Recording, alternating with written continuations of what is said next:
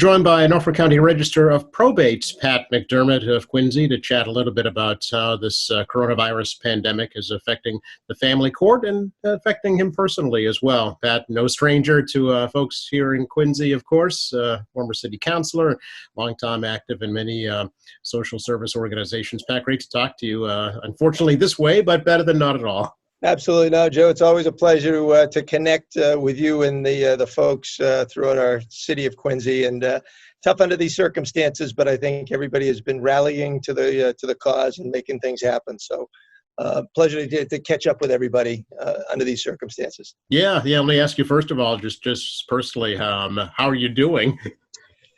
We're doing well. It's interesting. Luckily, for myself, I mean, I'm living a day-to-day life that I always live. I still come to the courthouse every day and go home at night. Luckily, my wife is a solo practitioner attorney, so she's been able to hold down the fort for her business. Unfortunately, she had to lay off her associate because of the issue, because the courts are closed. So her ability to make an income with a firm is a little bit difficult. So that's made it tough. But both my kids are in high school. My son's a sophomore at BC High. My daughter's at Archbishop Williams, and they're both in school every day online. So their life hasn't been all that interrupted either, other than their extracurricular activities. So we're holding our own like every other family in the city and throughout the Commonwealth and throughout the world, really. Sure. Let me ask you first, I guess, just as a Quincy resident, how do you think the city is handling the crisis right now? I got to give Mayor Koch, the city council, school committee, school superintendent, A+ grades. I've been following Mayor Koch's almost daily updates by email and the podcasts and QATV, different ways that the communication gets out.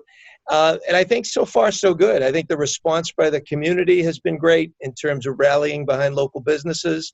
We're all on social media now. I had my son's 16th birthday last night, and we had a Montilio's bakery party. So we went down and grabbed some pizza and some cake and some calzones from Montilio's. So, I've been to Alba's, I've been takeout at the Fours, and I think the community has done an unbelievable job rallying under these circumstances. And a lot of people are hurting out there. There's no question that people are losing their jobs. And I think that our municipal leaders have done a great job, at least calming the fears, I guess, in the community. And I think it's to our benefit. I think as a city, we've always rallied through difficult times, and this will be no different. So let me ask you, professionally then, how has this affected the probate and family court? What are you doing? What are you not doing right now? Yeah, the courts have been devastated by this because we, as I always use this phrase. I'm not sure how many people get it, but from the movie Predator, Jesse Ventura was in the woods, and Carl Weathers looked over and said to Jesse Ventura, "Hey man, you're bleeding," and Jesse Ventura says, "I ain't got time to bleed." And that's how we feel in the court system. The volume of work that comes in on a day-to-day basis, especially in the probate and family court. I think the probate and family court and the district courts are two courts that are just actively bursting at the seams on a day-to-day basis. And here we're dealing with people's real sensitive parts of their lives. I mean, people are going through child custody issues, divorce, paternity. We've got guardianship issues. We've got domestic violence cases. So these are day-to-day horrors that people are going through. So when there's an interruption like this, it puts that anxiety level at like DEFCON 4 with people. So we've tried to, and we unfortunately we've had to close our doors to the public in general. We are open for emergency purposes only, and we have a list of emergency things. And these are some of the things that obviously people, would be ultimately concerned about, domestic violence restraining orders. Sadly, do not resuscitate cases that come in. And we've had a lot of them over the last couple of weeks. Really? In terms of do not resuscitate, hospitals that have to deal with that unfortunate issue. A lot of elderly issues, protective service cases where there's elderly exploitation going on. And there's also transfers to nursing homes that have to occur. Elderly people that have been in the hospital that don't have anybody, loved one, or anybody to care for them. need court order to transfer them into a nursing facility. So we're still staying active, doing all those day-to-day emergency things that need to be done. We have a skeleton crew here every day. We actually had an emergency response plan. I wish it was finer tuned for the circumstances we're under, but luckily we had one. So, and it basically, we augmented what our emergency response plan is for a typical disaster, like a snowstorm. That's what, if the court was to be closed for any extended period of time, we never expected it to be 2 months, right? But for a day or two.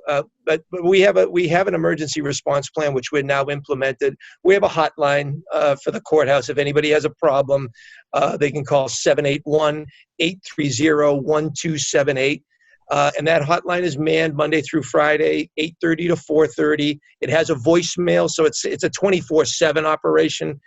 We do check. I actually, because I'm the way I am, I do check the voicemail on the weekends. I'm usually here on the weekends anyways. But we also have an email system, which email is so much better for us to deal with. And it's a Gmail third-party software system that I set up, and it's norfolkregistry@gmail.com. So norfolkregistry@gmail.com. And that's another thing that's managed 24/7. And I get that fairly frequently myself. I check that. I have my first assistant checking that. And we're able to give a rapid response to any inquiries that's coming. And certainly if people have to file matters, the emergency ones we will take by email, but we don't want to encourage people filing by email generally. We're still open for business every day. People can mail things to the court at 35 Shawmut Road in Canton, 02021. So we're accepting mail every day, and we're accepting FedEx and UPS. So we're generally open for business, and we're trying to conduct it virtually as best as we can. The judges have been very cooperative in terms of putting together telephonic and video conferencing. Unfortunately, we don't have the high technology that we should have in order to conduct these things more professionally than we are now. But they're doing their best under the circumstances and under the technology challenges that we have. So that's the basic thing. That life in the courthouse is going on, at least for the probate and family court. I know there's challenges throughout the court system, but for right now, we look at the silver lining as well. Over the course of years, I started out here 18 years ago with 46 employees.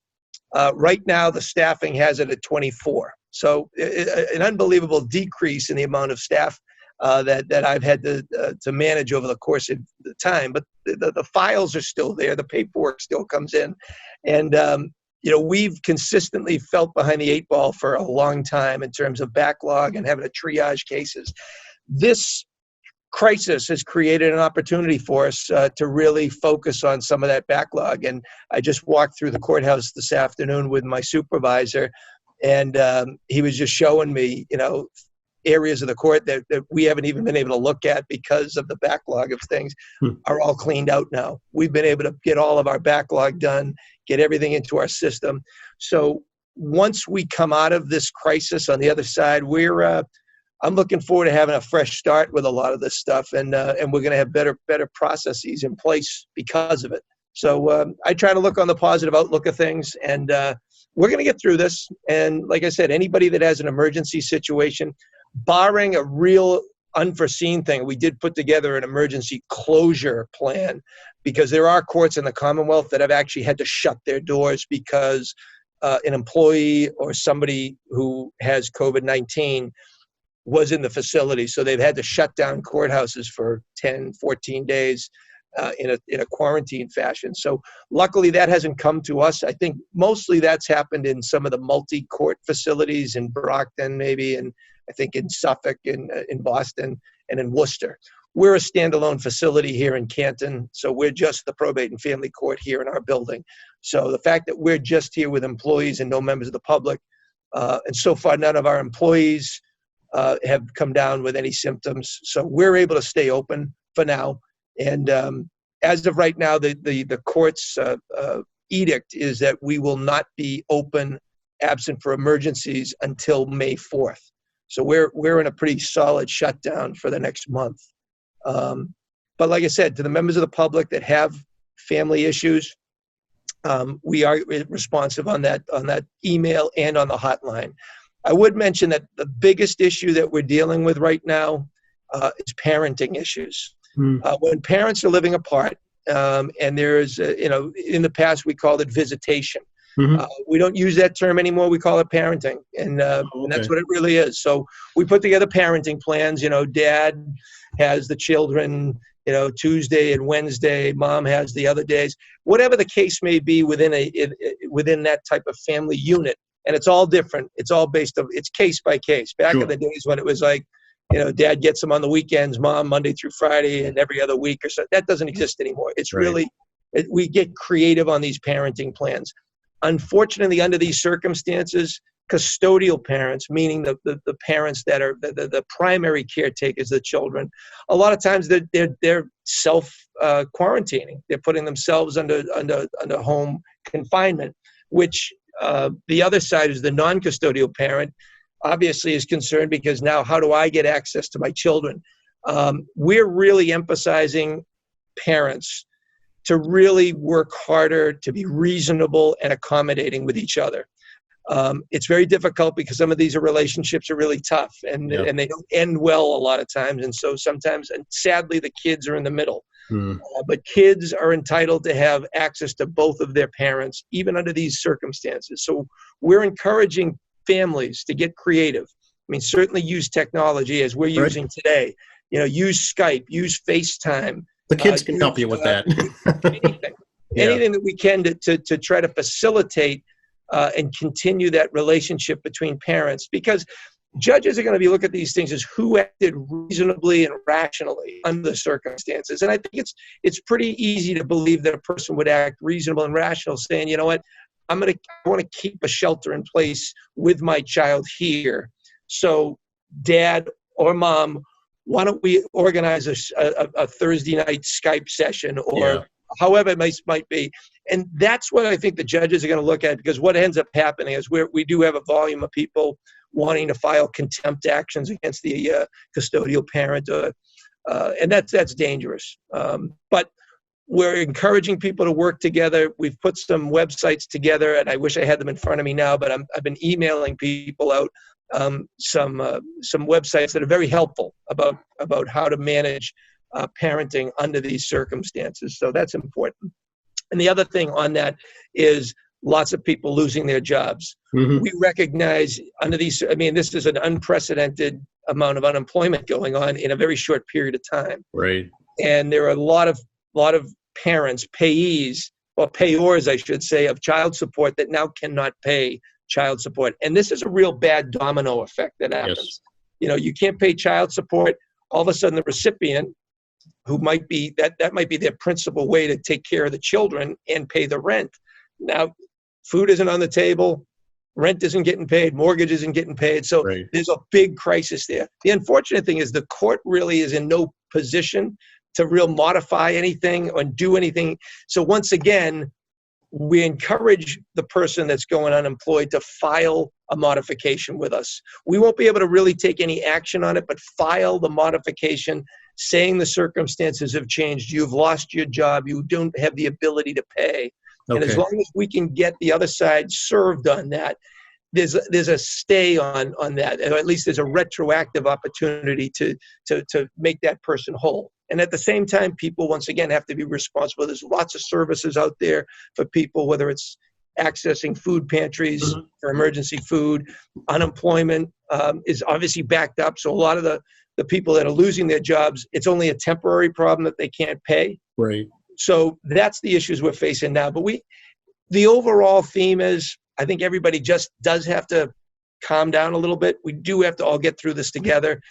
Take the advice of what the governor and his staff and the president and his staff are saying about, don't go out if you don't have to. Don't make waves if you don't have to. Use this opportunity to connect with your children, with your family and your loved ones, and use technology to the best of your ability. Yeah. How about folks who are trying to settle estates, Pat, right now? Is that something that's happening, or is that kind of on hold? That's something which is great. It's a good point, because that's something we can do administratively for the most part. So there's a group of, we're all, myself, my first assistant, and some of the judicial case managers, we're all probate magistrates, for lack of a better word. So as the paperwork comes in, people can settle estates administratively. So we're fully accepting probate paperwork as it comes in the door, and we have the staff to process the paperwork. It's a little bit slower than I would like, only because we're reduced in terms of our staff, but we are processing all that work. So anybody that does have an estate file that needs to be filed, definitely mail it into us. And technically, if somebody is out and about for whatever reason, don't be out and about if you don't have to be. Right. But if you want to drop it off at the court, we do have a drop box out front. Okay. So people can drop their own. If they don't trust the U.S. Postal Service, you can get a drop off outside of the courthouse at your convenience. Okay. Anything that actually cannot be done right now through the courts that's going to have to wait? There's nothing that can't be done, but there's things that, like I said, we're triaging things for emergency purposes. Okay. I mean, things that have to be done are gonna get done. Okay. I mean, things that aren't being done. I mean, we're not doing adoptions right now. Okay. Which is the one thing that I enjoy doing every day. Yeah. Is watching an adoption come together. But obviously, we put those on hold. So it's really just a holding pattern right now. But anything that we need to get done, we will. And I want to emphasize the domestic violence for folks that are listening. You know, there is a spike, and I've had the chance to talk to some folks in the domestic violence world, and I'm actually looking to reach out to Sue Chandler at Dove. Sure. Yeah. Who does an amazing thing. They've put out some nice emails about this crisis anyways, about what their needs are and how we can facilitate. We have a great partnership with Dove here at the courthouse. Anybody that is having domestic violence, please reach out to your local police department, reach out to Dove, certainly reach out to us. We have a partnership with the district attorney's office. We have, unfortunately, I think some of the studies are showing that there may be a spike in domestic violence because people are at home. And if there is domestic violence already in the house, it could get, unfortunately, worse. Yes. So we don't want any victims of domestic violence to hesitate to reach out to any of those, either the nonprofit agency, reach out to Dove, reach out to our office here at the probate court, the district attorney, the local police department. Yep. We don't want you or your family in that situation. So we take that. I think that's our number one issue that we're dealing with, and certainly anything having to do with the elderly in terms of those transfers to nursing homes, and sadly the do not resuscitate cases. Yeah. So. Okay. Also, I should ask you how this is affecting your campaign for sheriff. Well, everything's on hold, and I do hesitate. Everybody's campaigns are on hold, and I can't necessarily elaborate any further because I am in a public building right now, so I don't want to talk politics while I'm in a public facility. But suffice it to say, all campaigns that I know of are on full hold and are kind of transferring into digital world. Sure. I know you're very active in Quincy and a lot of the fraternal organizations too. I'm assuming that they're going to be gearing up soon to do any kind of help that they can during and after this pandemic. Yeah, I've been actively involved. I was a 3-time past Grand Knight of the Knights of Columbus. I know the Knights of Columbus have, sadly with them, we've hosted up Alcoholics Anonymous meetings a week, and sadly those are all gone now, and so there's a lot of folks who have had to go online for their meetings. The Knights are very active in terms of raising money, helping with food baskets for people. I think they're ramping up that initiative right now. Yep. I'm right now the president of the Rotary Club of Quincy. Right.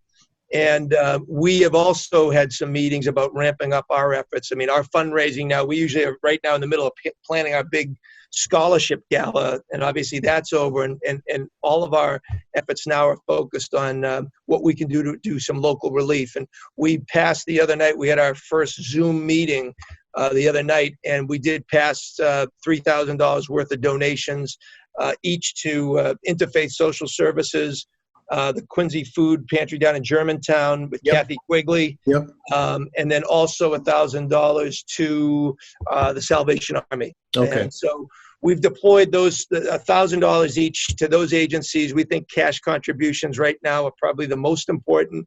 And as this thing, I said to my Rotarians, I said, in a crisis, there's always that immediate need and that immediate rush to help. And I said, unfortunately, in this kind of a crisis, as in some of these natural disasters that have happened throughout the world, sometimes people forget a week out, 2 weeks out, a month out. This crisis is going to go on a lot further than just the immediate. So we've, at least in the Rotary Club, we provided that immediate cash injection to those 3 agencies, but we're also planning some initiatives going forward, volunteer opportunities for those agencies and others in Quincy, as well as food drives, clothing drives, whatever is needed. We got Easter coming up. You talk about the Knights of Columbus. Easter's coming up, and I saw on Facebook there's a family, I think a family out in Squantum that is trying to organize an Easter basket donation campaign for families that might be in a pinch this year. So look out onto social media and find ways that you can give back. As I say, if you have the means to give back, especially under these circumstances, do so. I mean, Easter's coming up a week from Sunday, and I'm sure that there's a lot of families that are going to be struggling out there, and there's nothing that would be more precious for a family than to have a couple of Easter baskets to give their kids. Sure, and you mentioned Interfaith. I know that they do that every year as well, and a lot of the social service organizations all over the South Shore, certainly.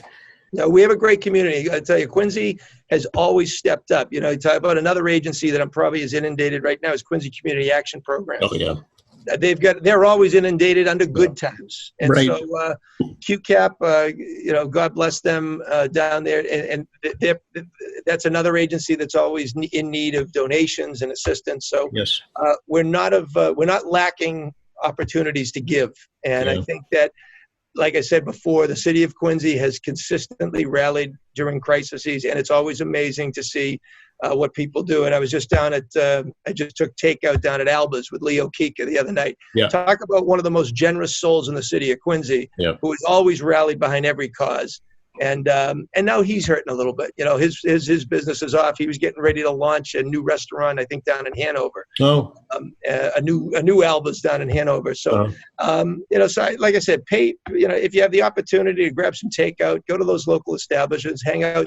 Leo's get the best steak in town. So if you're craving for a steak, and for my Catholic friends out there, they have lifted the meat restriction during Lent. That's right. So grab a steak down at Alba's tonight. I know actually this is pre-recorded, so it might not be Friday, but grab a steak anyways. That's right. Anything else, Pat, you think we should let folks know about, either personally or professionally, that's important right now? Well, I think we've covered most of the thing, and at the end of the day, I want to thank you, and I want to thank all of your efforts to get the word out. I think it's been tough. I was saddened when I saw Bob Bosworth had to shut the doors of the Quincy Sun. Hopefully, only temporarily. Hopefully, that's a gem of a newspaper. It's a gem of communications for the city. So I hope that'll be back in business soon. But thank you and all that you do at QATV to get the word out for all of us. And hang in. And hopefully, if I have more news, I'll share it with you. I'll send you an email. And if I have to come back online, I'd love to come back on and share it with your audience. Open door or open computer. Absolutely. Get in touch, and we'll get it out there for you. Okay, Joe. Thank you. Right. Appreciate it. You're welcome. Be well to you and your family. Take care. Thanks.